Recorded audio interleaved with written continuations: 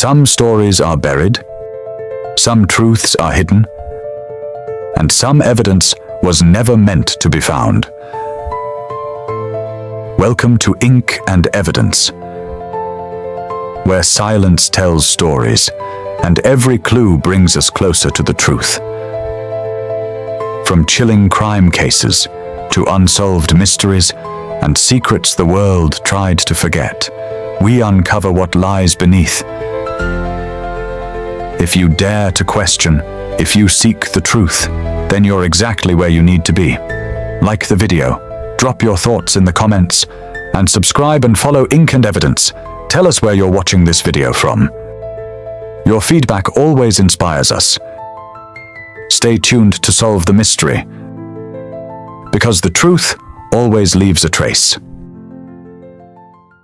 Chapter 1. A gentle question at twilight. Who is the lady no one truly sees? Have you ever noticed someone so ordinary that they become invisible? The question came softly, almost as an afterthought, drifting through the quiet air of a late autumn evening in St. Mary Mead. The village lay wrapped in that delicate hour between day and night, when the last gold of the sun faded into a gentle violet, and the world seemed to pause, not asleep, but listening. Miss Marple sat by her window, knitting resting lightly in her lap, though her fingers had long since stilled. Outside, the narrow lane curved past her cottage, bordered by low hedges and sleepy gardens. Smoke rose from chimneys in slow, thoughtful spirals. Somewhere a gate clicked. Somewhere else a dog barked once and then reconsidered. It was a peaceful scene. It always was. And yet Miss Marple had learned long ago that peace in a village was often only a surface, like still water hiding the slow, unseen movement beneath. Her eyes, sharp despite their gentleness, rested upon the lane. There, a woman passed by. There was nothing remarkable about her.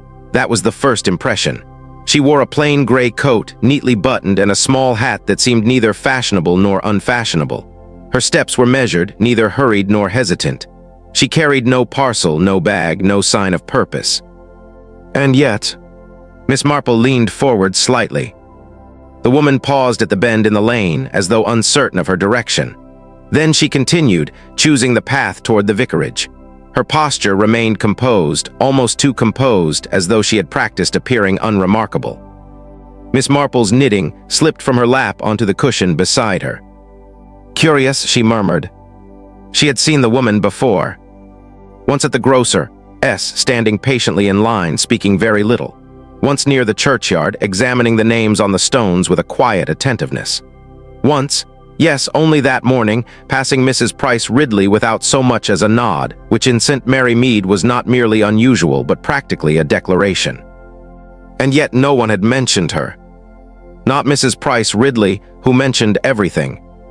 Not Colonel Bantry, who noticed every newcomer. Not even the vicar's wife, whose gentle curiosity extended to every corner of village life. Miss Marple picked up her knitting again, though she did not resume her work. "Who is she?" she said softly to the empty room. The question did not feel urgent. It did not carry alarm. It settled instead with a quiet weight, like a teacup placed carefully upon a saucer. A question that would not spill but would not be ignored either. Outside, the light faded further.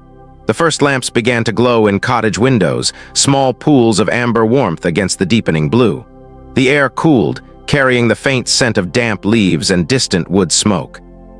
Miss Marple rose and crossed to the small table by the window, where a teapot waited beneath a knitted cozy. She poured herself a cup, the steam rising in gentle spirals, catching the last traces of twilight. Her thoughts, however, remained with the woman.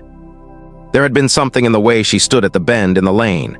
Not confusion, no, it had been consideration, as though she were deciding which role to play next.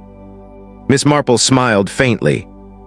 Acting, she murmured, or hiding.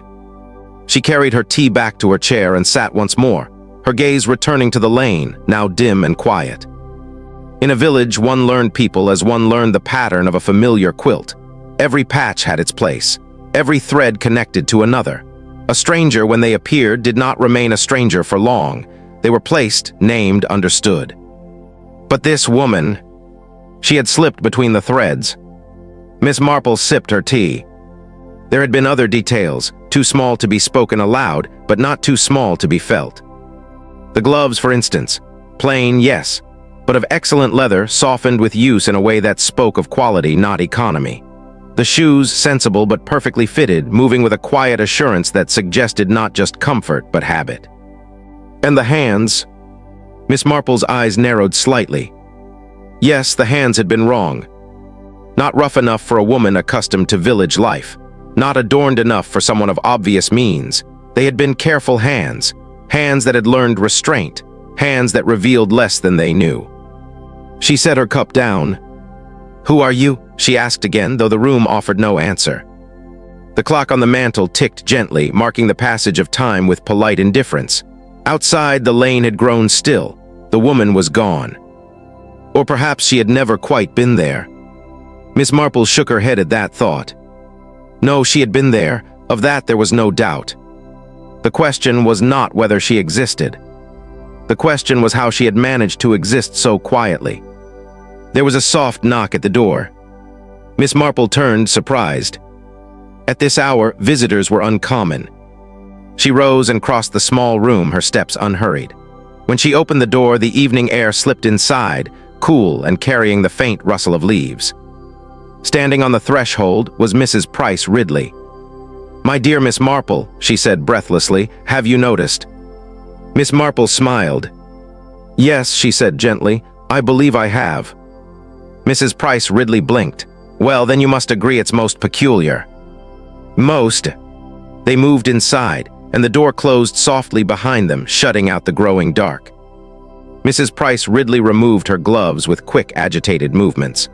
"A new woman in the village, and no one seems to know where she's come from. I asked Mrs. Harmon, and she said she thought perhaps the vicar's cousin, but the vicar's wife denies it. And then there's the way she walks. Did you notice? Not like one of us at all." Miss Marple resumed her seat, folding her hands neatly in her lap. "Yes," she said, "I noticed." And her accent, so careful, as though she's choosing each word before she speaks it. "Indeed." Mrs. Price Ridley leaned forward. "Do you think she's hiding something?" Miss Marple considered this. Outside, the wind stirred the leaves along the lane, a soft, restless sound. The last light faded completely, leaving only the glow of lamps and the quiet certainty of night. "Yes," she said at last. "But what?" Miss Marple's eyes drifted to the window, where the darkness now reflected the room within. A faint image of herself, of Mrs. Price Ridley, of the small, ordered space that held them both. "A person," she said slowly, "who wishes not to be seen does not choose to be entirely invisible. That would invite attention. No, she chooses to be seen just enough, to belong nowhere in particular." Mrs. Price Ridley shivered slightly. "That sounds most unsettling." "It is," Miss Marple agreed softly. She reached for her knitting again, the familiar motion grounding her thoughts. "Because it means," she continued, her voice calm, almost soothing, "that she has practiced." The room fell quiet. Mrs. Price Ridley said nothing. Miss Marple's needles began to move at last, their soft clicking filling the silence. Outside, unseen in the darkness beyond the hedges and the quiet cottages, a figure paused once more at the bend in the lane. And for the briefest moment, she looked toward Miss Marple's window. Then she turned away, as though she had never been there at all. Chapter 2. The quiet village of St. Mary Mead and its watching windows. St. Mary Mead was the sort of village that appeared to sleep with both eyes open. By daylight, it was all gentle lanes, cottage gardens, clipped hedges, and church bells softened by distance. Roses climbed old brick walls even late into autumn, their last blooms browned at the edges but still brave. Smoke rose from chimneys in blue-gray ribbons. The baker's window fogged each morning with warmth and yeast, and outside the post office, people stopped not because they had nowhere to go, but because someone else had something to tell. Yet Miss Marple knew very well that nothing in St. Mary Mead was ever truly still. Every lace curtain concealed a pair of eyes. Every garden gate had ears. Every errand contained, beneath its practical surface, a careful gathering of information. A person could not buy stamps, cough in church, change a hat, or receive a letter without becoming, however briefly, a subject of village thought. And so it was remarkable Most remarkable that the woman in gray had remained unplaced. The morning after Mrs. Price Ridley's visit, Miss Marple walked slowly along the lane toward the village green, her basket over one arm and her mind quietly busy. The air was damp and cool, carrying the scent of wet leaves, turned earth, and the faint sweetness of coal smoke. Fallen chestnut leaves lay along the path like pieces of dull gold. Overhead, the sky was pale and even, promising neither rain nor sun. At the corner near the churchyard, Miss Marple paused. Across the green, the woman in gray stood outside the little lending library. She was reading the notice board. There was nothing unusual in that. Village notices were meant to be read, but she read them too carefully, not like a visitor seeking information, nor like a resident glancing over familiar announcements. Her gaze moved from paper to paper with delicate precision. The church bazaar, the lost spaniel, the jumble sale, the choir rehearsal, the appeal for blankets. Then she turned her head slightly. Not enough to look behind her. Enough to know who was watching. Miss Marple resumed walking. The woman in gray moved away before they could meet. At the grocer's, Mr. Wilkes was weighing tea with an air of solemn responsibility. Miss Marple bought half a pound of sugar, though she had plenty at home, and asked in her mildest voice whether there had been any new arrivals in the village. Mr. Wilkes frowned. New arrivals, Miss Marple? Yes, a lady perhaps, quiet, gray coat. His expression cleared in that fascinating way people's faces did when they recognized a mystery they had been waiting to discuss. Heard. You have seen her. Once or twice, came in for candles yesterday. Good ones, mind, not the cheap sort, paid exact money. Did she give a name? No, miss, didn't have cause. A voice. Soft, educated, I'd say, but trying not to be. Miss Marple smiled gently. That is a very good observation, Mr. Wilkes. He looked pleased. Well, I do notice things. Everyone in St. Mary Mead did. Outside, Miss Marple stood beneath the grocer's striped awning and watched the windows opposite. Mrs. Hartnell's curtain stirred. Miss Weatherby's blind shifted by half an inch. At the vicarage, the upstairs window had been opened despite the chill. The village was watching now. It had noticed that it had failed to notice. That always made it restless. By noon, the woman in gray had been seen at the church porch, at the lane toward Gossington Hall, and near the old well behind the blacksmith's cottage. By tea-time, 3 separate people had decided she was a companion to an invalid aunt, a retired governess, or a distant cousin of someone no one could quite name. Miss Marple accepted each theory with polite interest and believed none of them. At 4 o'clock, she took tea with Mrs. Bantry at Gossington Hall. The drawing room was warm, lined with faded chintz, flowers, old books, and the comfortable disorder of a house that had no intention of impressing anyone. A small fire burned cheerfully. The silver teapot reflected the room in soft, curved fragments. Mrs. Bantry poured. You look thoughtful, Jane. I was thinking about windows. Windows?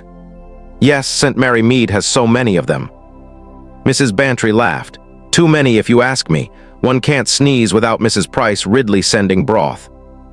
And yet, Miss Marple said, accepting her cup, a woman has been walking through the village for 3 days and no one knows where she is staying. Mrs. Bantry's smile faded. That gray person. Yes. I saw her near the lodge yesterday evening. She looked quite ordinary. That is what makes her interesting. Mrs. Bantry considered this. You think she's somebody. My dear, everyone is somebody. Yes, but you know what I mean. Miss Marple's knitting needles clicked softly. I think she is someone who has spent a great deal of effort appearing to be no one in particular. A log settled in the grate. Mrs. Bantry leaned forward. How deliciously uncomfortable. Not delicious, perhaps. No, perhaps not. The room grew quieter. Outside, dusk was beginning to gather again, gently dimming the lawns and turning the windows into mirrors. In one such reflection, Miss Marple saw movement behind her. A figure crossing the gravel drive. The woman in gray. Mrs. Bantry turned, but by then the figure had passed beyond the frame of the window. Good gracious, was that her? Yes. She has no business on the drive. No, Miss Marple said softly, but she wished to be seen there. Mrs. Bantry stared. Why? Miss Marple set down her teacup. That is what I should like to know. When she returned home in the early evening, St. Mary Mead had changed, not visibly. The cottages remained neat. The church tower stood calm against the fading sky. The lamps glowed behind curtains. But there was a tension in the lane now, a fine thread drawn from house to house. Miss Marple felt it as she opened her gate. On her doorstep lay a folded piece of paper. No envelope. No name. She picked it up and stepped inside before opening it. The message contained only one sentence, written in a hand that tried very hard to be plain. Do not ask who she is, unless you are prepared to ask who she was. Miss Marple read it twice. Then she placed it carefully beside the teapot. The cottage was quiet around her, the clock ticking, the fire breathing softly, the curtains drawn against the night. Outside, the village windows glowed one by one, each warm square of light suggesting comfort, safety, certainty. But now Miss Marple knew better. Somewhere in St. Mary Mead, behind one of those watching windows, someone was afraid of the woman in gray. And somewhere else, perhaps behind no window at all, the woman in gray was waiting to be recognized. Miss Marple picked up her knitting. Her needles began their soft, patient rhythm. Very well, she murmured. Let us ask who she was. Chapter 3. Strangers' Secrets and Miss Marple's Subtle Observations. By the following morning, the woman in gray had become the most discussed person in St. Mary Mead, which was precisely the moment Miss Marple began to suspect that the village was meant to discuss her. It was a soft, silvery morning, with mist lying low over the gardens and beads of moisture trembling on every hedge. The church clock struck 9 with its usual faint hesitation between the third and fourth notes, and from cottage chimneys rose the familiar blue smoke of breakfast fires. Nothing appeared altered.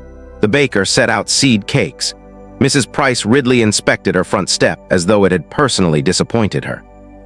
Colonel Bantry's old terrier barked at a passing bicycle and then retired, satisfied with his contribution to village order. Yet the atmosphere had changed. People lowered their voices when Miss Marple approached. That, she reflected, was always a sign that they wished very much to be asked what they were talking about. She began at the post office. Mrs. Eversham, who managed stamps, pensions, parcels, and half the village's secrets, stood behind the counter with her spectacles low on her nose. She was sorting letters into little wooden compartments, moving with unusual care.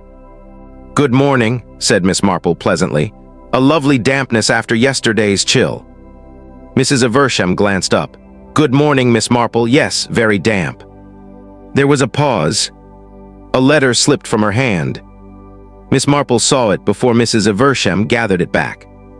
The envelope was thick, cream-colored, and addressed in a sloping foreign hand to Miss A. Gray, Rosebank Cottage. Rosebank Cottage had been empty for 6 months.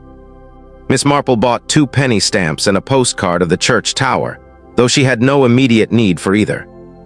"Has Rosebank been let?" she asked gently. Mrs. Eversham's cheeks colored. "Oh, temporarily, I believe." "To Miss Gray." "So it seems. A convenient name." "I wouldn't know about that." "No, dear, one rarely does know about convenient names." Mrs. Eversham pressed her lips together, but Miss Marple noticed something else. Beneath the counter, half hidden by a ledger, lay a visiting card. Not the sort used by village ladies, but a stiff card with a narrow black border. Mrs. Eversham saw her glance and moved the ledger over it. Too late. Miss Marple had read one word. Revinglas. She left the post office with her basket light and her thoughts full. Rosebank Cottage stood at the far edge of the village where the lane narrowed and dipped toward a row of old elms. It was small, with pale walls, a slate roof, and a garden that had gone a little wild. Michaelmas daisies leaned across the path. Damp leaves gathered in the corners of the porch. The windows were curtained but not closely enough. Miss Marple did not go up to the door. That would have been rude. Instead, she paused to admire a clump of late chrysanthemums beyond the gate. While admiring flowers, one could observe quite a lot. There was a pair of walking shoes near the kitchen threshold, muddy at the heels but polished at the toes. A plain black umbrella stood in the stand, its handle silver, engraved with initials that had been roughly scratched away. On the sill inside the front room lay a glove, gray wool, ordinary enough. But beside it, catching the weak morning light, was the gleam of a ring. No careful woman leaves jewelry on a window ledge, Miss Marple thought, unless she wishes it to be seen, or unless she is no longer accustomed to attending to small practical things. As she turned to leave, the door opened. The woman in gray stood there. Up close, she seemed older than she had from the lane, though not old. Her face was fine-boned, tired, and carefully composed. Her hair, mostly hidden beneath a plain hat, was fair with silver at the temples. Her eyes were dark, intelligent, and guarded. "Good morning," Miss Marple said warmly. "I was admiring your chrysanthemums." The woman looked at the flowers as if noticing them for the first time. "They are not mine." "No, but they are in your keeping." A faint smile touched the woman's mouth, then vanished. "Are you Miss Marple?" "Yes.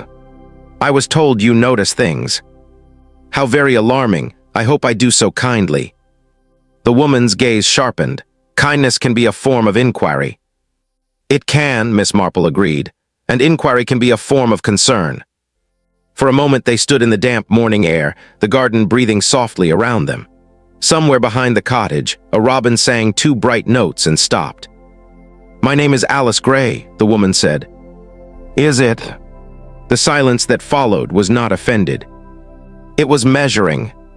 "Would you care to come in?" said Miss Gray. The front room of Rosebank smelled faintly of lavender, stale coal smoke, and luggage recently unpacked. A small fire burned low in the grate.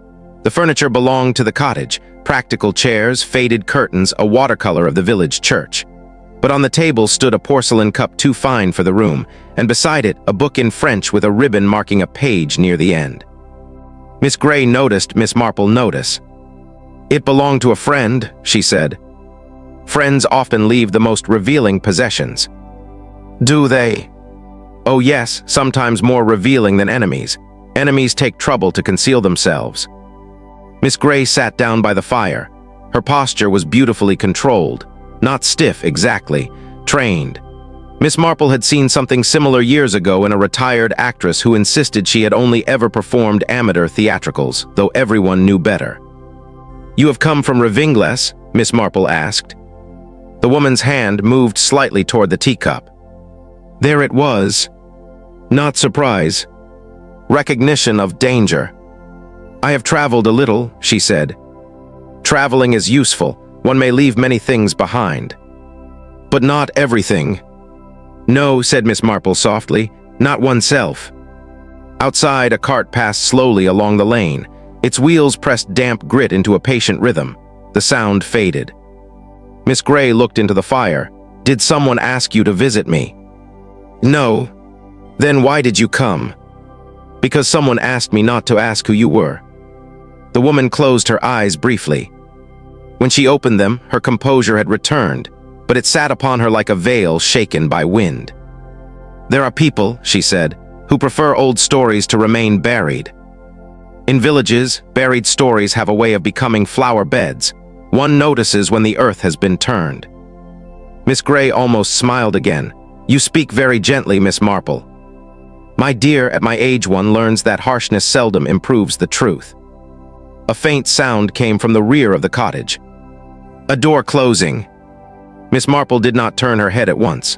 To do so would have been impolite, and besides, sudden movements frightened secrets away. Miss Gray grew perfectly still. "You are not alone," Miss Marple said. "No." "A servant?" "No." "A friend?" Miss Gray hesitated. "A witness." Before Miss Marple could ask more, the sitting room door opened, and a young woman entered carrying a tray. She could not have been more than 25, with red-brown hair, pale skin, and eyes swollen from recent crying. She wore a maid's dress, but awkwardly, as if costume rather than habit. The tray trembled in her hands. "This is Ellen," said Miss Gray. Ellen set down the tray and kept her eyes lowered. Miss Marple observed the girl's hands. Were cruffined, yes. Nervous, certainly. But on one finger, where a ring had recently been removed, the skin remained pale. A married woman pretending to be a maid. How very interesting. "Good morning, Ellen," Miss Marple said. The girl looked up. Fear passed between her and Miss Gray like a silent message. At that moment, footsteps sounded outside the cottage. Not villagers' footsteps. These were firmer, brisker, and accompanied by the tap of a cane. Miss Grey rose so quickly that the teacup rattled. A shadow crossed the frosted glass of the front door. Then came a knock. 3 measured taps. Ellen whispered, "He found us." Miss Marple placed her knitting bag calmly upon her lap, though she had not brought out her knitting. "My dear," she said, "when someone is found too easily, one must always consider who wished to be followed." The knock came again. Miss Grey stood motionless in the gray morning light, no longer quite ordinary, no longer quite invisible. And Miss Marple, watching her face, understood that the stranger in St. Mary Mead was not hiding merely from danger. She was hiding from a title. Chapter 4. The arrival of the unassuming companion with too much grace. The knock at Rosebank Cottage came again, 3 measured taps, patient and assured. Miss Grey did not move at once. She stood beside the little tea table, one hand resting lightly upon its edge, the other closed at her side as though holding back some inward tremor. Ellen, the young woman in the borrowed maid's dress, had gone very pale. The teapot steamed between them all, sending up a fragrant veil that seemed too domestic, too harmless, for the fear now gathered in the room. Miss Marple sat quietly with her hands folded over her knitting bag. "A visitor," she said, as if nothing could be more ordinary. Miss Grey looked toward her. "You must not speak my name." "My dear," Miss Marple replied gently, "I am not entirely certain what it is." The faintest shadow of a smile crossed Miss Grey's face, then it was gone. The knock sounded a 3rd time. Ellen whispered, "Shall I say you are not at home?" Miss Marple gave a soft little cough. People who knock like that rarely believe in empty houses. Miss Grey straightened. The movement was small, but it changed her. The plain gray coat, the modest hat, the careful absence of ornament, all remained the same, yet something beneath them rose instinctively into command. She crossed the room not like a nervous woman, but like one accustomed to long corridors, waiting servants, and doors opened before she touched them. Miss Marple noticed. At the threshold, Miss Grey paused, composed herself, and opened the door. A man stood outside in the damp morning light. He was tall, beautifully dressed, with a dark overcoat, pearl-gray gloves, and a cane whose silver handle caught the pale sky. His face was smooth and handsome in a tired way, the sort of face that had learned early to arrange itself for advantage. Behind him, the lane lay misty and still. "Miss Grey," he said. His voice was pleasant. Too pleasant. "Mr. Harcourt," she replied. Miss Marple repeated the name silently. Harcourt, a family name perhaps, or a convenient one like Grey. "I was concerned," he said. "You left Ravingles so abruptly." "I had business here." "In St. Mary Mead?" His gaze moved past her into the sitting room, touched Miss Marple, touched Ellen, and returned with polished interest. "How unexpected." Miss Grey did not invite him in. He entered anyway. Some people did so without appearing rude. That, Miss Marple thought, was often the surest sign that rudeness had been educated. Mr. Harcourt removed his hat and bowed slightly. "Forgive the intrusion. I am Sir Adrian Harcourt. I have the honor of acting as advisor to the Duchess of Ravingles." Ellen lowered her eyes. Miss Grey said, "There is no need for titles here." "No," Sir Adrian smiled. "How refreshing, though titles do have a way of finding one even in small villages." His gaze rested on Miss Marple. She smiled back, mild and elderly and quite harmless. "How do you do?" she said. "I am Jane Marple."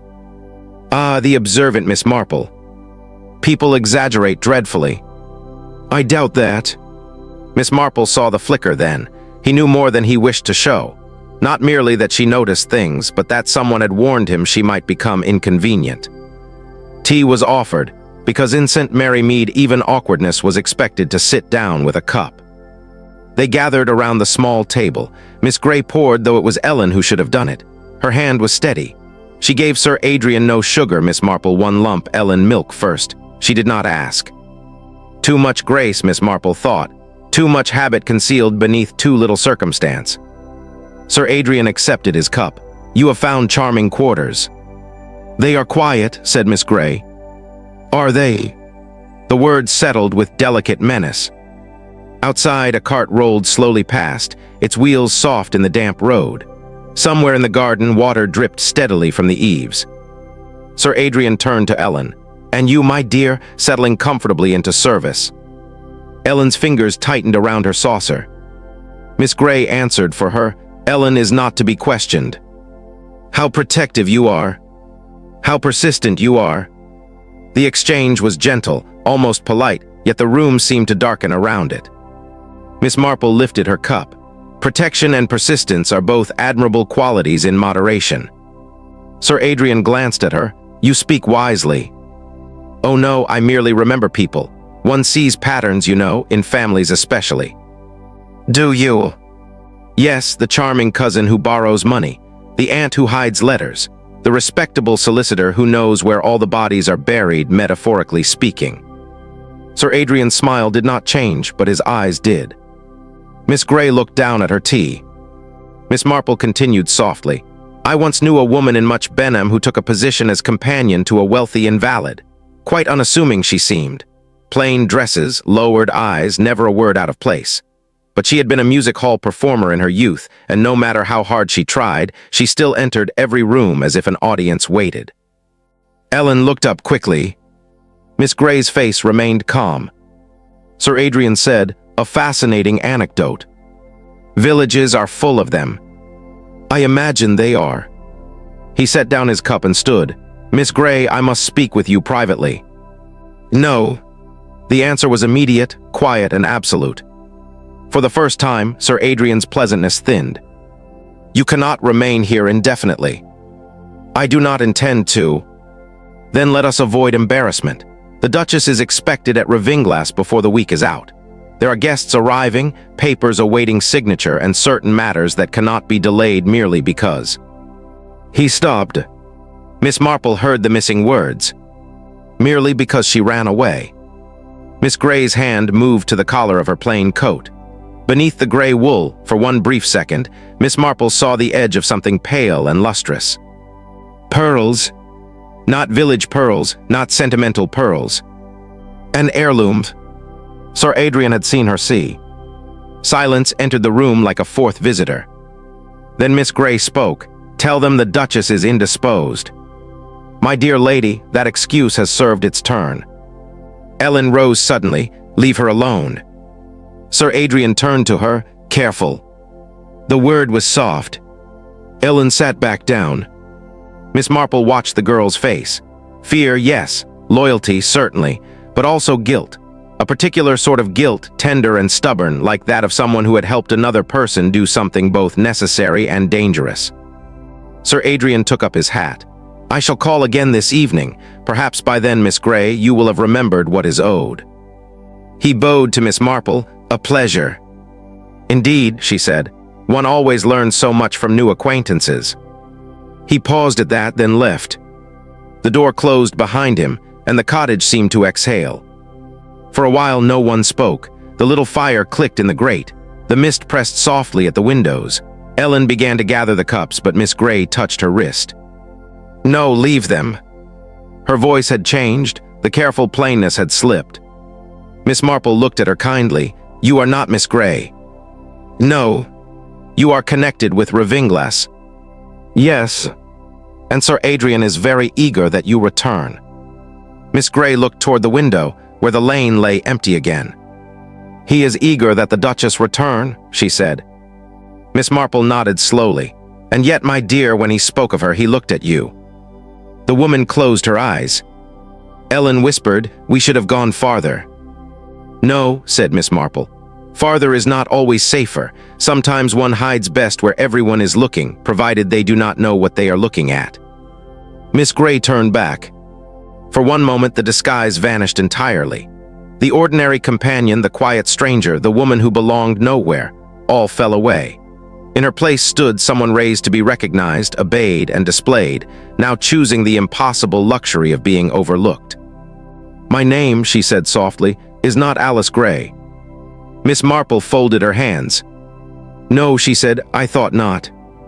Outside, beyond the small cottage garden, the watching windows of St. Mary Mead gleamed in the mist. Somewhere behind one of them, news of Sir Adrian's arrival was already being weighed, embroidered, and passed on. And in Rosebank Cottage, beside the cooling tea, the Duchess in disguise looked at Miss Marple with quiet desperation. "I did not come here to hide," she said. Miss Marple's eyes sharpened. "I came here to find out who intends to kill me." Chapter 5. Whispers over tea, a past that refuses to stay hidden. The fire at Rosebank Cottage burned with a modest, uncertain flame, as though it too had heard the Duchess's words and did not quite know how brightly it ought to behave. Miss Marple sat very still. Outside, the morning mist pressed softly against the window panes, turning the little garden beyond into a blur of silver stems and damp brown leaves. Somewhere along the lane, a bicycle bell rang once, faint and cheerful, and then all was quiet again. Inside the cottage, 3 women sat around the tea table, one elderly and watchful, one young and frightened, and one dressed in gray, who was not Miss Grey at all. The Duchess of Ravinglass had lowered her veil. Not the one pinned to her hat, which was plain and serviceable, but the other veil, the more difficult one, made of posture, lowered speech, ordinary gloves, and the careful refusal to command. "My dear," Miss Marple said gently, "that is a very grave thing to say." "Yes, and you believe it." The Duchess looked down at her hands. "I did not at first." Ellen made a small sound, half protest, half memory. The Duchess glanced at her. "No, at first I thought it was nerves, grief perhaps, suspicion brought on by too many old corridors and too many people speaking softly just outside doors." "Ravinglass Castle?" Miss Marple asked. "Not a castle, really. A house pretending to be one, very drafty, very grand, full of portraits of people who look as though they disapproved of one before one was born." Miss Marple smiled faintly. "I have known houses of that sort." The Duchess's own smile faded quickly. "My husband died last winter." "The Duke?" "Yes, Edmund. He was much older than I, kind in his way, but private, terribly private." Ellen looked down at the tea tray. Miss Marple noticed. "And after his death?" she asked. "After his death, the house became full of concern." The Duchess spoke the word as though it tasted bitter. "Sir Adrian Harcourt concerned himself with the estate. My cousin Lydia concerned herself with my health. The chaplain concerned himself with my soul. The doctor concerned himself with my sleep." "And who concerned themselves with your safety?" There was a silence. The fire gave a soft pop. "No one," said the Duchess. Miss Marple folded her hands in her lap. "When did you become afraid?" The Duchess looked toward the window. The mist had begun to thin, revealing the crooked line of the garden path. There were small things, always small. A hot water bottle left uncorked beneath my blankets. A stair carpet loosened at the turn near the west landing. Bitter almonds in a cordial I never drank. Once my mare was saddled with a girth cut nearly through. Ellen whispered, "And the note." The Duchess closed her eyes. Miss Marple looked at the girl. "What note?" Ellen hesitated, then reached into the pocket of her borrowed apron and drew out a folded paper, worn soft from handling. She placed it on the table. Miss Marple opened it carefully. The handwriting was elegant, slanted, and deliberately impersonal. "Your Grace would be wise to die before she is made ridiculous." Miss Marple read it twice, then looked at the Duchess. "Ridiculous," she said softly, "an odd word." "Yes. Not murdered, not ruined, ridiculous." The Duchess's face tightened. "At Ravinglass, ridicule is sometimes considered worse." Miss Marple nodded. "In certain families, yes, quite as fatal, socially speaking." Ellen's hands twisted in her lap. "I found it in her Grace's prayer book." "Ellen," said the Duchess softly. "No, ma'am, she should know." Miss Marple turned kindly to the young woman. "You were in service at Ravinglass." "Yes, miss, in the linen room first, then upstairs." "And now you are dressed as a maid, though you are no longer one." Ellen flushed. The Duchess answered for her. "Ellen helped me leave, she has risked a great deal." "And removed a wedding ring," Miss Marple said. Ellen's face went white. "I am sorry, dear," Miss Marple added. "I do not say it to distress you, only to understand the pattern." Ellen looked at the Duchess, who nodded once. "My husband works in the stables at Ravinglass," Ellen said. Tom, he sent word that Sir Adrian had ordered the motor ready 2 days before Her Grace even spoke of leaving, as if he knew. Miss Marple's eyes grew sharper. That is interesting. He told me to be careful, Ellen swallowed. Then he disappeared. The cottage seemed colder. The Duchess reached across and took the girl's hand. We do not know that harm has come to him. No, Miss Marple said, but we must not pretend disappearance is an accident merely because it is quieter than death. The words settled gently but firmly. Outside, the lane had begun to wake. A cart rolled past. Children's voices drifted from the direction of the school, bright and heedless.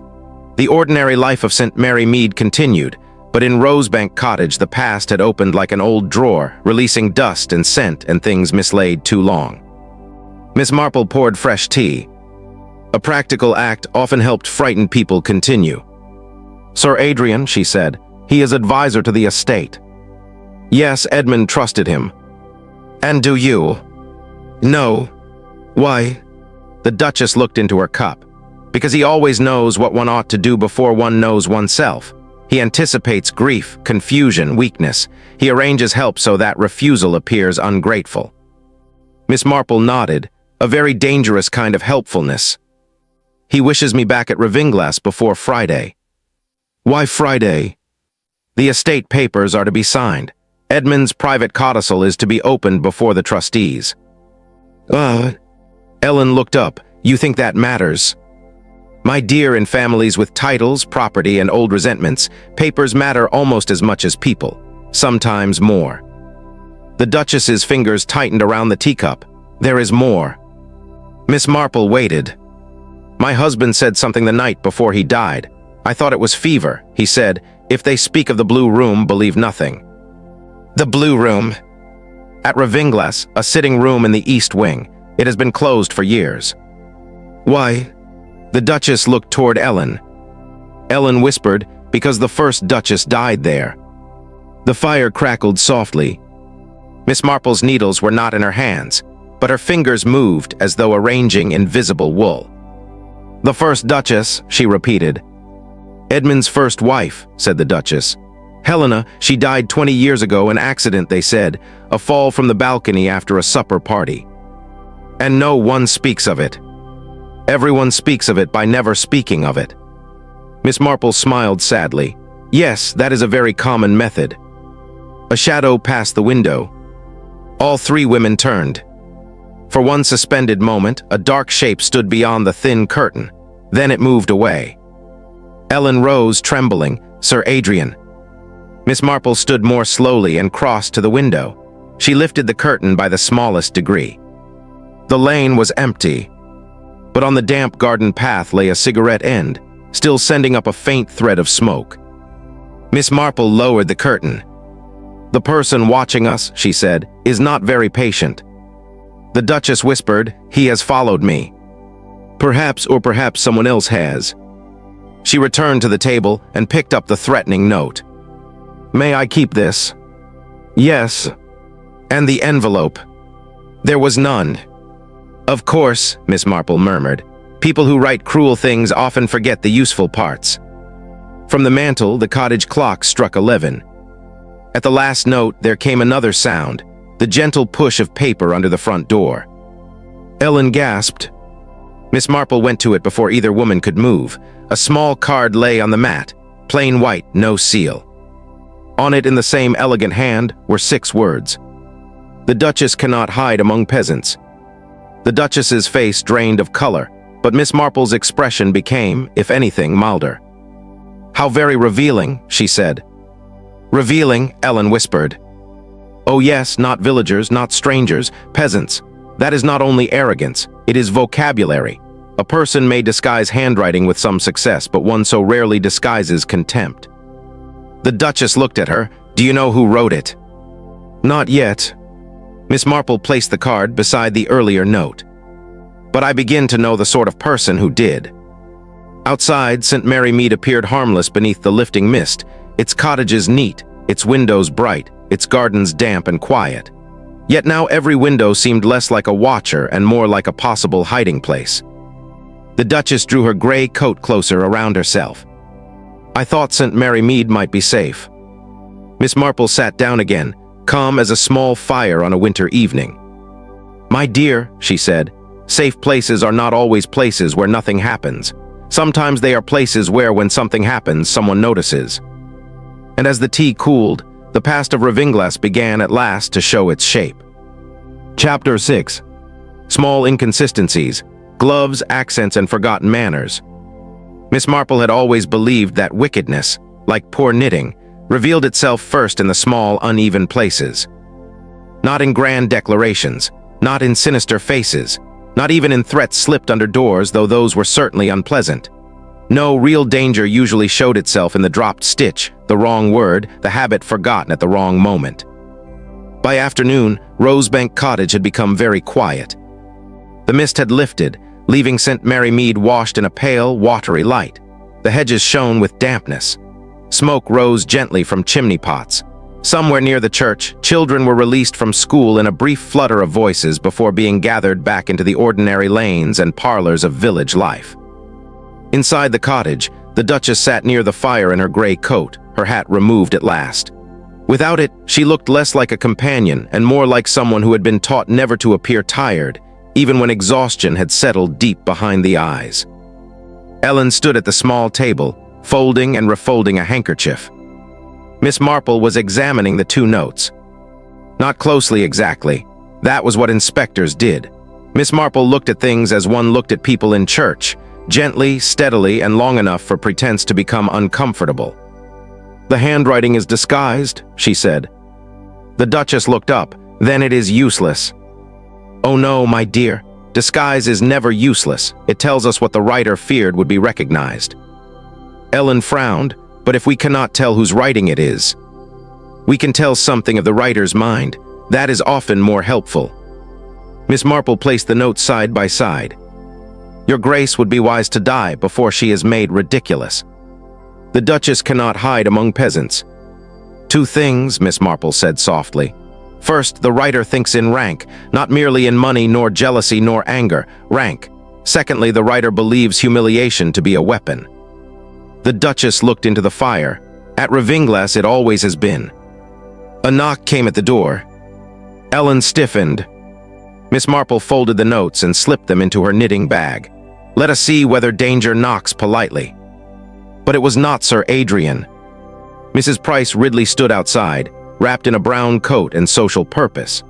Her eyes moved rapidly past Miss Marple into the room, taking in the Duchess, Ellen, the tea things, and the atmosphere of crisis with considerable satisfaction. My dear Miss Marple, I happen to be passing.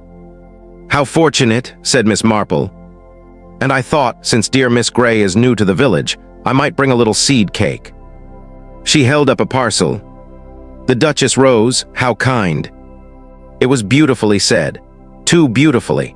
Not the gratitude of a modest woman surprised by neighborly attention, but the gracious acceptance of someone accustomed to receiving offerings. Mrs. Price Ridley noticed nothing. Miss Marple noticed everything. Tea was made again, because once seed cake had entered a cottage, tea became inevitable. Mrs. Price Ridley settled herself by the window and began a gentle interrogation disguised as kindness. And you are staying long, Miss Grey? I am uncertain. Family nearby? No.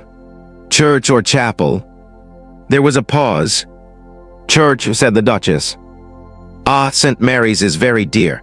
Reverend Harmon is most welcoming, though his sermons can be rather wandering, especially when he has been reading poetry. The Duchess smiled faintly.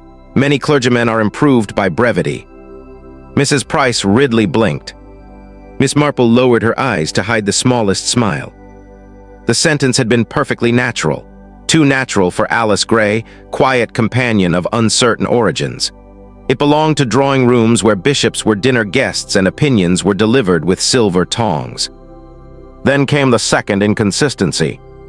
Mrs. Price Ridley dropped her glove. The Duchess bent at once, retrieved it, and handed it back.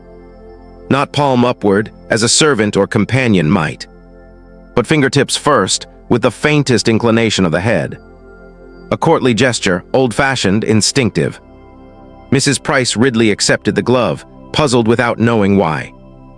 Miss Marple watched the Duchess's face as she realized what she had done. There it was, the smallest tightening at the mouth. A mask adjusting itself. After Mrs. Price Ridley departed, carrying away enough suspicion to nourish half the village, Ellen locked the door and leaned against it. "She will talk." "Yes," said Miss Marple, "but about the wrong things at first, that may be useful." The Duchess sat again. "I cannot seem to remember how ordinary people behave." Miss Marple's eyes softened. "My dear, ordinary people are often acting too, they merely have more practice." Ellen gave a nervous little laugh, then stopped. Miss Marple turned to her. "Now, Ellen, may I ask about your husband?" The girl's face clouded. "Tom.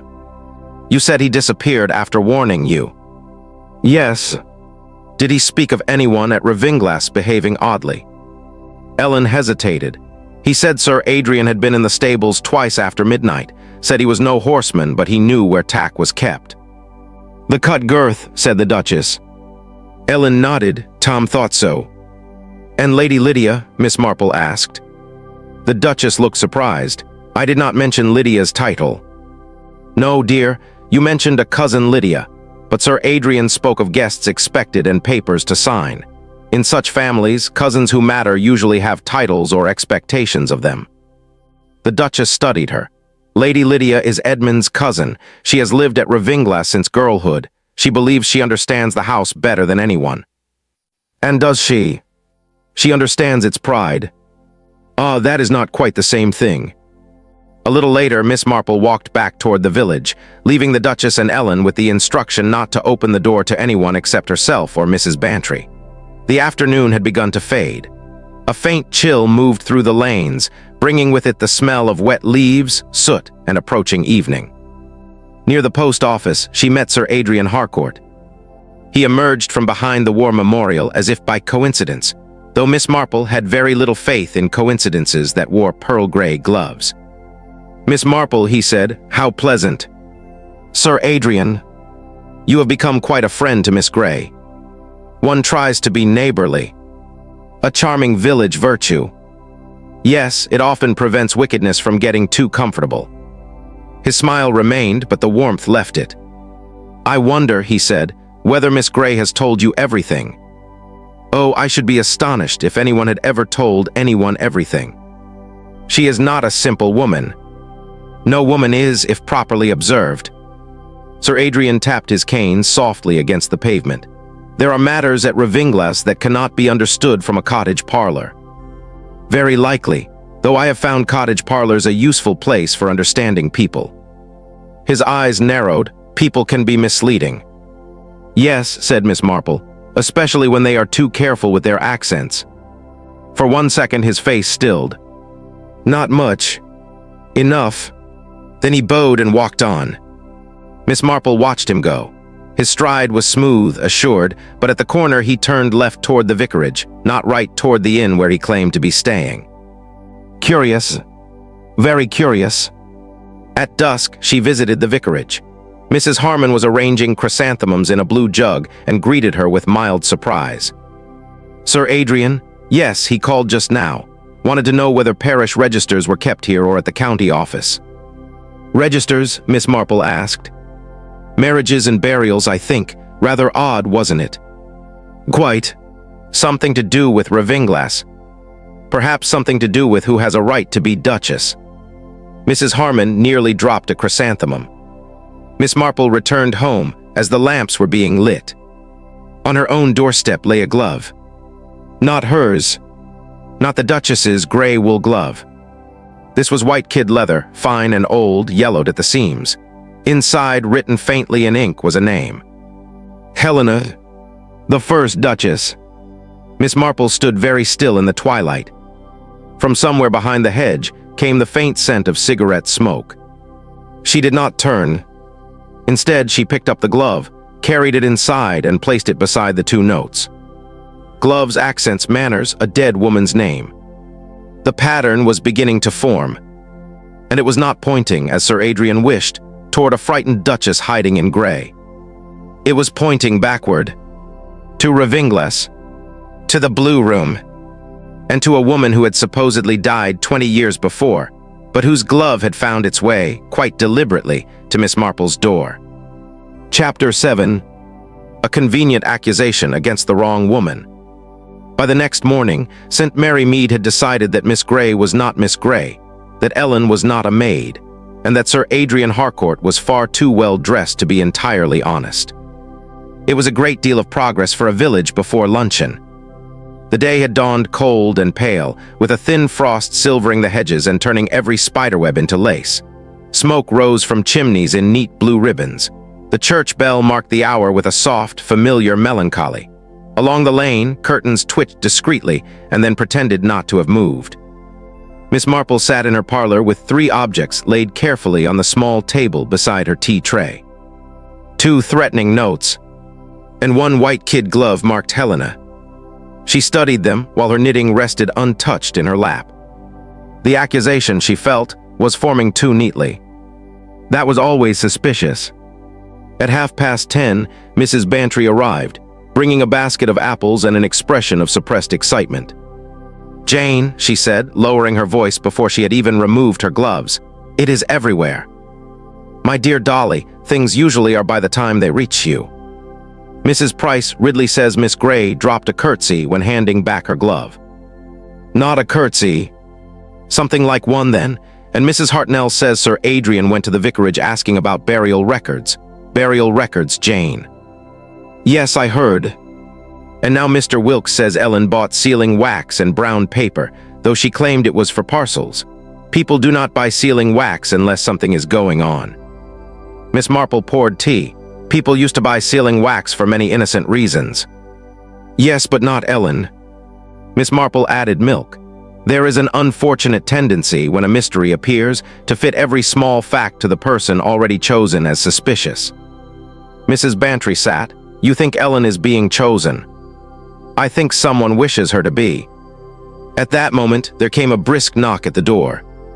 Miss Marple opened it to find Constable Palk standing on the step, looking grave and uncomfortable. Behind him, beyond the hedge, Mrs. Price Ridley hovered with the careful posture of a woman not listening. "Morning, Miss Marple," said the constable. "Beg pardon, but Inspector Craddock has come over from Much Benham. He'd like a word at Rosebank Cottage. There's been a development." Miss Marple took up her shawl. The word development, in village matters, often meant someone had found something precisely where it was meant to be found. Rosebank Cottage looked smaller under the cold daylight. Its windows were dull, its garden wet with frost, its chrysanthemums bowed like tired heads. Inside, the sitting room had been disturbed. A drawer stood open. Papers lay on the table. The Duchess, still dressed in gray, stood near the hearth with a calmness so complete it could only have been built upon dread. Ellen sat in a chair, white-faced, hands clenched together. Inspector Craddock, a tall man with kind eyes and sensible shoes, greeted Miss Marple with visible relief. "I wondered if you might be involved." "How nice to be expected," said Miss Marple. Sir Adrian Harcourt stood by the window. He bowed. "Miss Marple, once again the village provides its oracle." How flattering. Oracles so often gave answers no one enjoyed. His smile thinned. Craddock cleared his throat. A letter was found in Ellen March's room at the inn. Ellen looked up sharply. "I have no room at the inn." "No," said Sir Adrian smoothly, "but your husband did. Under the name Thomas March, the room has been searched." The Duchess turned. "You searched Tom's room." Craddock's expression remained gentle but firm. "A man reported missing, threatening notes and persons traveling under false names. We had reason." He unfolded a paper. Miss Marple did not need to read it to feel the shape of the trap. Craddock said, "The letter appears to be addressed to Ellen from her husband. It says he has proof that her Grace's fears were imagined, that she staged the threats herself, and that Ellen helped her do it." Ellen rose so quickly the chair scraped. "No, Tom would never write that." Sir Adrian sighed. "Loyalty is admirable but dangerous when misplaced." The Duchess's face had gone very still. "You are accusing Ellen." "I accuse no one," he replied. "But one must consider whether her Grace has been encouraged into hysteria by a servant with ambitions beyond her station." At that word, station, Miss Marple's eyes sharpened. She moved to the table and held out her hand. Craddock passed her the letter. The handwriting was uneven, masculine-looking, and laboriously plain. It was the sort of handwriting produced by someone attempting to seem uneducated. Miss Marple had seen similar efforts in amateur theatricals, forged sick notes, and one memorable parish raffle dispute. "May I ask," she said, "where the letter was found?" "In the lining of a traveling case," Craddock said. "Not hidden very well, then." "Hidden enough, but not too well." Miss Marple looked mild. "So important, don't you think, the difference?" Sir Adrian said, "Surely that is splitting hairs." "Oh, I find hairs most revealing, especially when they are placed on coats by people wishing to suggest an embrace." Craddock glanced at her with interest. Miss Marple read the letter again. "It says here, Her Grace has made a fool of herself before the county." The Duchess flinched. Miss Marple looked up. "There is that idea again, foolishness, ridicule, being made absurd." Sir Adrian's voice cooled. "A common concern in families of standing." "Yes, but not, I think, a groom's first concern when writing secretly to his wife about attempted murder." Ellen whispered, "Tom would have said danger, not fool." "Exactly, dear." Sir Adrian moved from the window. "You are basing innocence on vocabulary. I have often found vocabulary less sentimental than witnesses." Craddock took the letter back thoughtfully. Then Sir Adrian produced the second blow. "There is also the matter of this." From his coat pocket, he withdrew a small bottle with a blue glass stopper. The Duchess stared at it. "That was in my traveling bag." "Indeed," said Sir Adrian. "Laudanum, enough to produce confusion, nightmares, wild suspicions, perhaps even the belief that one is being persecuted." Ellen cried out, "It was planted." "By whom?" Sir Adrian asked gently. "Everyone here seems very certain that invisible enemies abound." The room tightened around the Duchess. A convenient accusation, Miss Marple thought, not just against Ellen, against the Duchess too. One mad, one scheming, one high, one low. Two women dismissed by the oldest method in the world make them appear ridiculous. She turned to the Duchess. "Did you know the bottle was there?" "No." "Do you take laudanum?" "No." Craddock said, "Your Grace, forgive me, but Dr. Lascelles at Ravingla says he prescribed it after the Duke's death. For sleep, I refused it after the first night. It made my thoughts heavy." Sir Adrian nodded sadly. "Her Grace has been under immense strain." Miss Marple looked at him. "How considerate you are." He bowed slightly. "One does what one can." "Yes," she said, "some people do rather too much."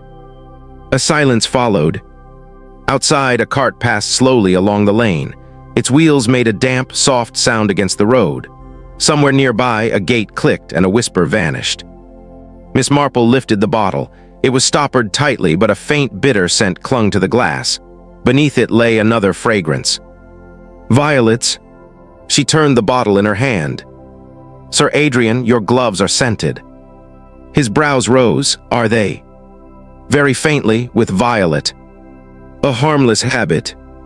"Yes, habits often are, until they visit places where they should not be." He said nothing. Miss Marple placed the bottle down. "The laudanum smells of your gloves." "That proves nothing."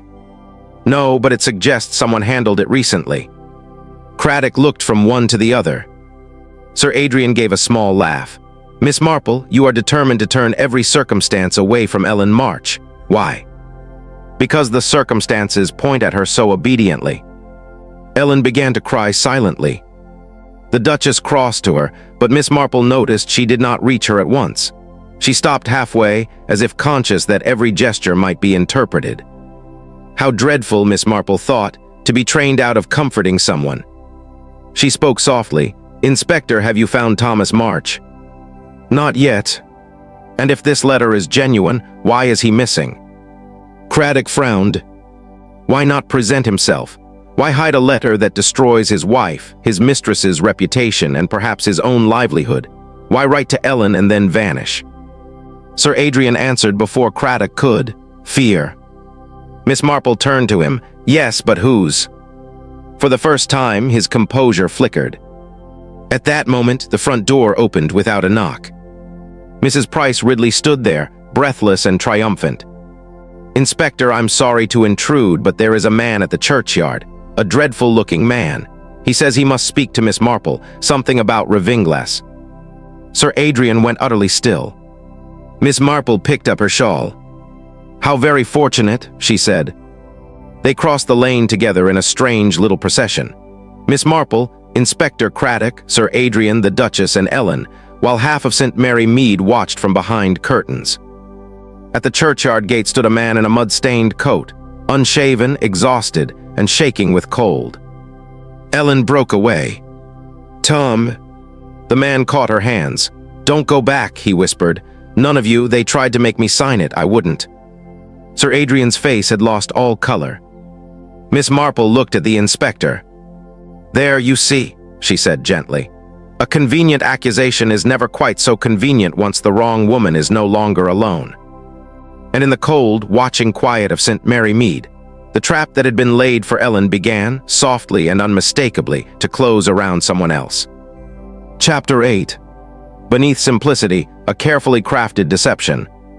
The man from the churchyard was Thomas March, though at first glance he looked more like a figure washed up from a storm than a groom from Revingles.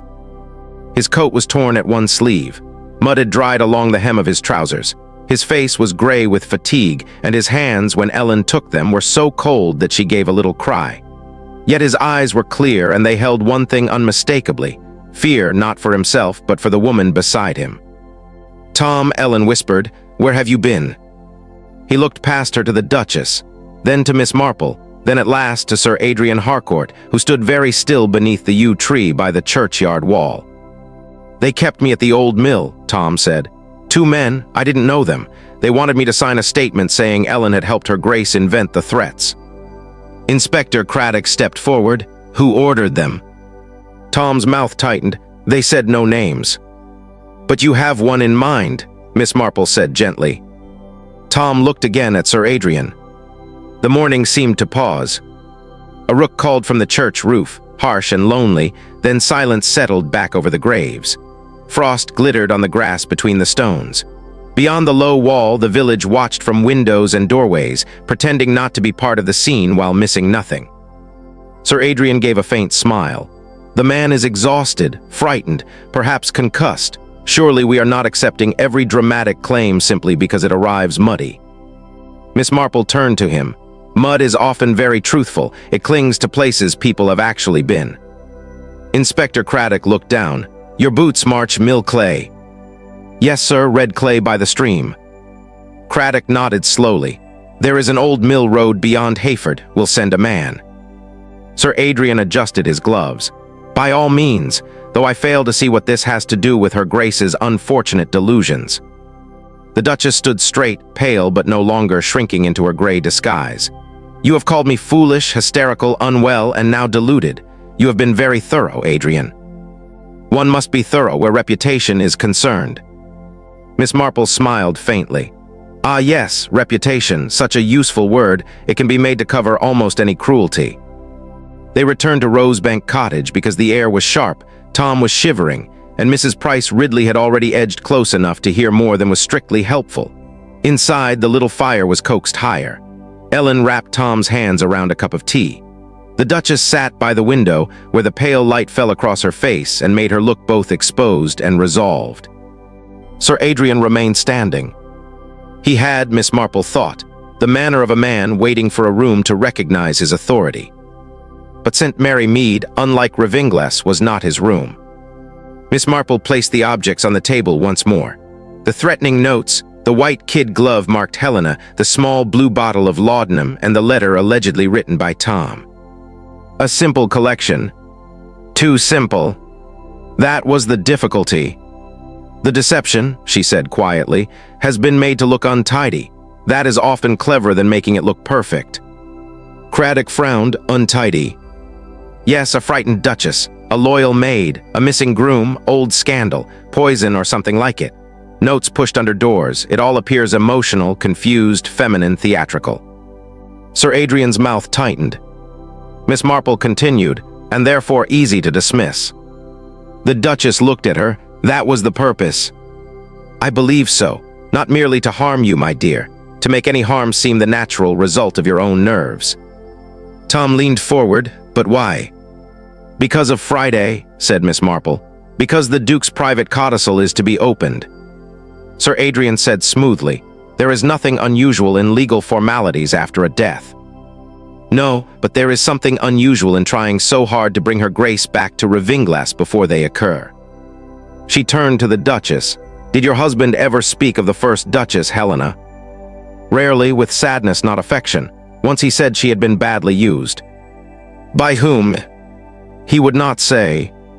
Miss Marple picked up the glove. "This was left on my doorstep, old but preserved, marked Helena. Someone wished me to think of the first Duchess." "Or to frighten me," the Duchess said. "Perhaps both, but one must ask who had access to such an object. Not a village stranger, not Ellen, not Tom, someone from Ravinglas, someone who knew the Blue Room mattered." Tom's voice was rough. "I heard talk of the Blue Room at the stables. Sir Adrian went there the night before her Grace left." All eyes moved to Sir Adrian. He gave a quiet laugh. "Now the groom becomes historian." "Not historian," Miss Marple said. "Witness." Sir Adrian looked at her with cold dislike. "You are fond of small distinctions." "I find them invaluable." She lifted the forged letter. "This is meant to be from Tom, but it says her Grace made a fool of herself before the county. A groom frightened for his wife would not write that. Sir Adrian might, Lady Lydia might, someone for whom being laughed at is a catastrophe might." The Duchess whispered, "Lydia." Miss Marple nodded. "Lady Lydia has lived at Ravinglas since girlhood. She understands its pride. She expected perhaps to become mistress there, or at least to control the woman who did. But then you arrived." Sir Adrian said, "Lady Lydia is devoted to her Grace." "Devotion," said Miss Marple, "can have very sharp edges when mixed with disappointment." Ellen looked from one face to another. Then Lady Lydia wrote the notes. "Possibly one of them." "One?" Craddock asked. Miss Marple touched the first note. "This one speaks of ridicule. The second says the Duchess cannot hide among peasants. That word interests me. It is cruel, yes, but also revealing. Sir Adrian used the word station earlier. Similar thought, similar contempt, but not identical." Sir Adrian's face remained expressionless. Miss Marple's voice softened. "You see, the deception is not one person's work. That is why it feels slightly mismatched. One person wanted the Duchess frightened. Another wanted her discredited. A third, perhaps, knew an older truth and tried to point toward Helena." The room went very still. The Duchess asked, "An older truth?" "The first Duchess did not fall by accident," Miss Marple said. "At least your husband came to suspect she did not, and the codicil, I think, contains something about that suspicion." Sir Adrian stepped forward. "This is fantasy." "Is it?" "Yes." "Then why ask the vicar about burial records?" His silence was brief but complete. Miss Marple continued. "You wish to know whether Helena's death certificate could be questioned, whether an old grave might become a present inconvenience, whether the Duchess, once returned to Ravinglas, could be persuaded or declared too unstable to sign away control before the codicil exposed what had been hidden." The Duchess's face tightened. "Control of what?" "Of documents, letters, perhaps a diary. Something the late Duke preserved, then regretted preserving." Tom reached inside his torn coat. "He gave me something." Ellen gasped, "Tom." "They searched me twice," he said, "but not my boot." From inside the lining of his boot, wrapped in oilcloth, he drew a small packet of letters tied with faded blue ribbon. The Duchess stood. Sir Adrian's composure broke. "Those are estate papers." Miss Marple looked at him. "How do you know?" No one moved. Outside, a church bell began to toll the half-hour, slow and mellow through the cold air. Tom placed the packet on the table. The top letter bore the name Helena. Miss Marple did not open it, not yet. Some moments required gentleness even when they carried evidence. "The late Duke entrusted these to Tom," she said. "Not because Tom was important in society, but because he was overlooked, a very useful quality, though seldom appreciated." Sir Adrian moved toward the door. Inspector Craddock stepped into his path. "I think you'll remain, sir." The Duchess looked at the letters, then at Miss Marple. "So the threats were not only about me." "No, my dear. They were about silencing the past before it could protect the present." The fire crackled softly. Ellen began to cry again, but quietly this time, with Tom's hand over hers. The Duchess touched the blue ribbon as though it were something alive. Miss Marple sat back, mild and composed. Beneath the simple tale of a nervous lady in hiding, a carefully crafted deception had lain folded for years. An old death, a new inheritance, a title used as bait, and fear dressed up as concern. Outside, St. Mary Mead went on watching. But now it watched the right person. Chapter 9. The Duchess revealed in plain sight. Miss Marple speaks. By late afternoon, Rosebank Cottage had become the quiet center of a storm. Outside, St. Mary Mead glowed beneath a pale winter sunset. The roofs were silvered with frost, the hedges dark and damp, the church tower rising through a veil of thin mist. Lamps had begun to shine behind cottage windows, each one warm, watchful, and alive with speculation. News had moved through the village as news always did, not running, never vulgar enough to run, but traveling steadily from shop to gate, from gate to parlor, from parlor to prayer meeting.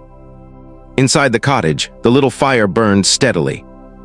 On the table lay the faded packet of letters tied with blue ribbon, the 2 threatening notes, the forged letter, the bottle of laudanum, and Helena's white kid glove. So small a collection of things, Miss Marple thought, and yet how much sorrow they contained. The Duchess of Ravingla sat very straight in her plain gray dress. She no longer looked like Alice Gray, though nothing outward had changed. Her hands were folded calmly in her lap, but her eyes moved often toward the letters. Ellen sat beside Tom March, who had been given a blanket and a second cup of tea. Inspector Craddock stood near the mantel, patient and thoughtful. Sir Adrian Harcourt remained by the door, pale but composed, like a man determined to behave well at his own undoing. And then Lady Lydia arrived. She entered Rosebank Cottage with the air of someone accustomed to being received in larger rooms. She was tall, finely dressed, and silver-haired, with a face that had once been handsome and had since become disciplined. Her gloves were black, her hat severe, her mouth arranged in sorrow before she spoke. "My dear Viola," she said to the Duchess, "what a distressing spectacle you have made of yourself." The room became perfectly still. Miss Marple looked at the Duchess. "Viola, so that was her name." The Duchess rose slowly. "You should not have come, Lydia. Someone had to. You run away under a false name, lodge yourself among villagers, surround yourself with servants, and now I find you entertaining policemen." "A most varied afternoon," murmured Miss Marple. Lady Lydia turned her cold gaze upon her. "You must be Miss Marple." "Yes, I have heard of you. How very kind of people." Sir Adrian spoke quickly. "Lydia, perhaps it would be better."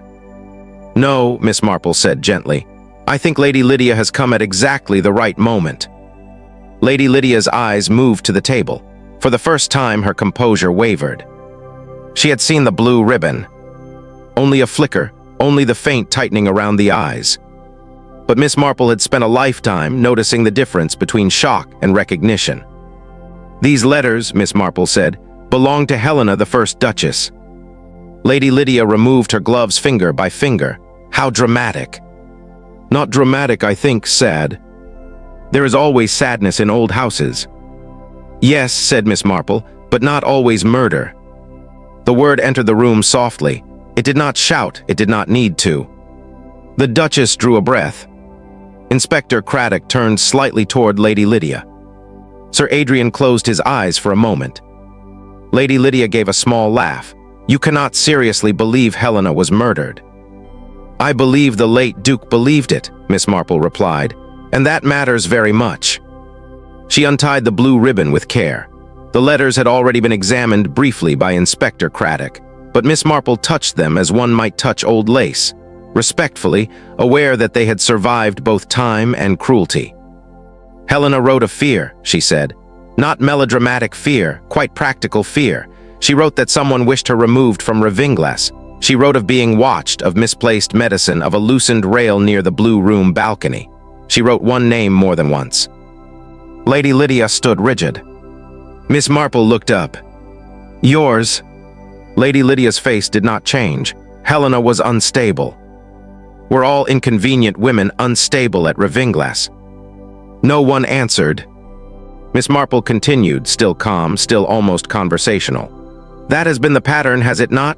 Helena was called unstable before she died. Viola was to be called unstable before she could sign or refuse anything. Ellen was to be called ambitious and dishonest, each woman reduced to something easy to dismiss. The Duchess said softly, "Why?" Lady Lydia turned on her. "Because you never belonged there." The words came too quickly. There it was. The truth not complete but cracked open. Lady Lydia lifted her chin. "You arrived like all the others, pretty, grateful, ignorant. Ravinglass was never yours. It was Helena's in the beginning, then Edmund's, then it should have been kept by those who understood it." "By you?" asked Miss Marple. "By those with loyalty." "Ah," Miss Marple said, "a dangerous word when it means possession." Sir Adrian moved away from the door. "Lydia, say nothing more." But Lady Lydia had passed the point where silence could save her dignity. "She would have sold land," she said, pointing at the Duchess. "Opened rooms, let strangers paw through private papers. She would have made Ravinglass ordinary." The Duchess's voice was low. "I would have made it honest." Lady Lydia smiled bitterly.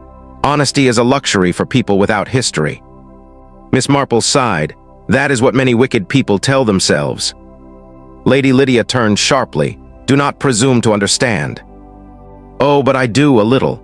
I knew a woman in St. Mary Mead once who poisoned her sister's cat, not because she disliked cats, but because the cat preferred the sister. It was not the cat she hated, it was being second." Lady Lydia stared at her. "You were second to Helena," Miss Marple said. "Then second to Viola, always near the title, near the rooms, near the keys, but never quite mistress. That sort of resentment is very patient. It can sit at dinner, pour tea, arrange flowers, and wait 20 years. The fire clicked softly. Inspector Craddock asked, "And Sir Adrian?"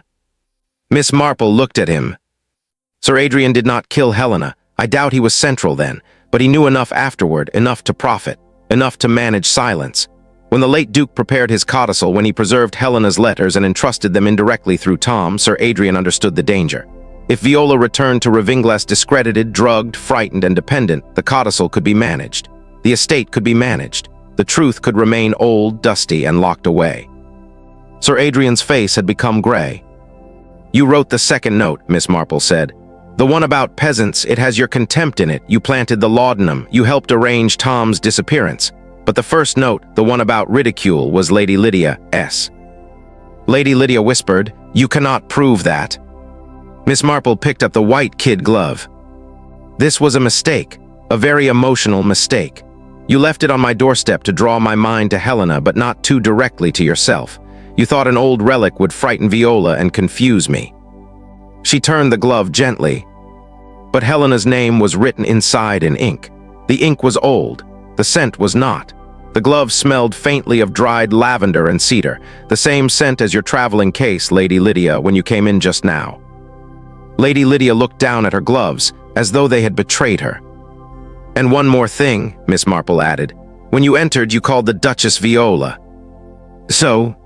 No one in St. Mary Mead had used her name. Sir Adrian had been careful to say her grace. Ellen said, "Ma'am, I did not know it until you said it. But the threatening note said, 'Your grace would be wise to die before she is made ridiculous.' That is not the language of an enemy from outside. That is the language of someone intimate enough to hate the woman beneath the title." The Duchess stood very still. "Did you kill Helena?" she asked. Lady Lydia's eyes filled suddenly, not with tears but with fury. She was going to ruin everything.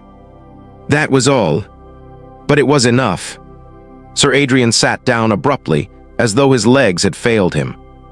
Inspector Craddock moved quietly, not dramatically, toward Lady Lydia. There was no struggle. She seemed almost relieved when the room stopped expecting her to pretend. The Duchess did not triumph. She simply closed her eyes. Miss Marple folded the letters again and tied them with the faded ribbon. Outside, the lamps of St. Mary Mead shone more brightly as dusk deepened. The village, which had watched the stranger in gray with such curiosity, did not yet know that it had been watching a duchess all along. But Miss Marple knew something more important. The disguise had not hidden Viola. It had revealed everyone else. The false friend, the frightened servant, the missing groom, the resentful lady, the polished advisor. Each had shown themselves by the way they looked at a woman they believed powerless. Miss Marple rose and drew the curtain gently against the dark. "There," she said softly. "That is the trouble with disguises. Sooner or later, they persuade the wrong people to speak freely." The Duchess looked at her. No longer Alice Gray, no longer merely her grace, but a woman seen plainly at last. "Thank you," she whispered. Miss Marple smiled. "My dear, you were never quite invisible, only surrounded by people who found it useful not to see you." Chapter 10. A quiet ending. Truth settles over St. Mary Mead. By morning, St. Mary Mead looked exactly as it always had. A thin frost lay over the cottage roofs, silvering the thatch and sharpening the edges of every hedge and gate. Smoke rose in slow blue ribbons from chimneys. The church bell marked 8 o'clock with its usual mild uncertainty, as though even time in St. Mary Mead preferred not to be too definite before breakfast.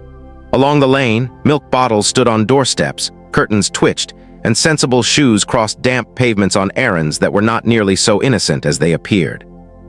The village had survived scandal before. It would survive this one with great interest. At Rosebank Cottage, the little fire had been lit early. Its glow warmed the faded curtains and the plain furniture that had, for a few remarkable days, sheltered a duchess disguised as an ordinary woman. Viola, Duchess of Ravinglas, stood by the window in her gray coat, looking out at the lane she had walked so carefully, so invisibly. She no longer seemed invisible. Nothing about her clothes had changed, yet the disguise had loosened. It was not that she appeared grander.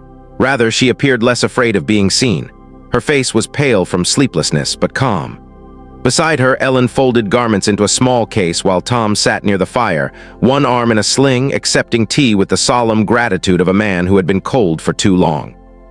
Miss Marple sat opposite them, her knitting in her lap, the needles moving with soft, patient clicks. Inspector Craddock had left shortly after dawn with Sir Adrian Harcourt and Lady Lydia in his charge. There had been no dramatic struggle, no shouted confession in the lane, no crowd gathered at the gate, though several villagers had found sudden reasons to sweep steps, polish knockers, and inspect frost-damaged shrubs. Lady Lydia had walked out with her head high. Sir Adrian had not. That, Miss Marple thought, was often the difference between pride and calculation. The Duchess turned from the window. "I suppose everyone knows." "My dear," said Miss Marple, "everyone knew something by supper yesterday. By breakfast they will have improved it considerably." A faint smile touched Viola's mouth. "Will they be unkind?" "Some will, not always intentionally. Curiosity is often careless." Ellen looked up anxiously. "Then her grace should leave at once." "No," said Viola gently, "not because I am ashamed." Miss Marple's needles paused for half a second, then resumed. "That is very wise. I have been running from rooms all my life," Viola said. "Nurseries, drawing rooms, sick rooms, Ravinglas corridors. I thought if I became small enough, plain enough, quiet enough, danger might pass over me." Miss Marple looked at her kindly.